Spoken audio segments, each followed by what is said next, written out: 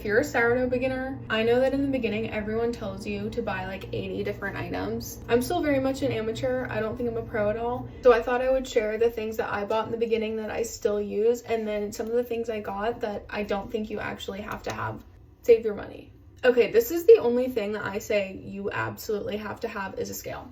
I have one that's $12. You can get a cheap one, but you really, really need a scale. You have to measure out your things correctly. First off, something that you don't need to buy. You don't need to buy a fancy jar. I bought a WEC jar because I wanted to, and because I just thought it was pretty. This is $22. You don't need to buy this. You're more than welcome to, but you can put your sourdough starter in any kind of glass jar that you have. I used a spaghetti jar at first, to be honest. This next item I would say you might need, it's definitely helpful. Slings. Mine's dirty because I actually just used it. It makes it way easy taking your loaf in and out of your Dutch oven. You can just use parchment paper, but I find that they don't ever stick. They're really easy and they're super high heat resistant. So bread slings is one that I would recommend to get in the beginning.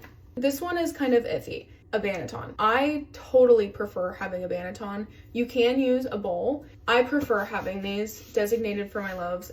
I like the way the dough sits in here. This is just preference, but I would recommend getting a set of bannetons, and they're pretty cheap. I got mine on Amazon. A dough whisk. This is something you don't actually need. You can use your fingers, you can use your hands. I prefer having this. I find it's easier to mix up my dough, and I just like it. I just like the way it works. This is another one that I would recommend, but you don't need. You can use other substitutes.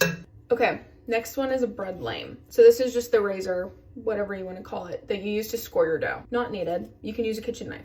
This just makes it easier. This is not something you have to buy. That's kind of the whole point with all of these, is that it just makes it easier. It's not needed.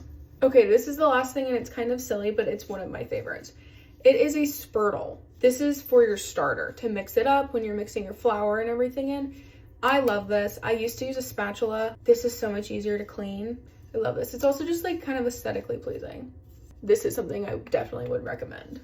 So those are my kind of takeaways on what you need and don't need. A lot of it is up to you and what you want to use. I wish that I had known this when I first started, because I thought I was gonna have to buy like a million different things just to start making sourdough. I got like 90% of all of this on Amazon. That's a great option to go look at.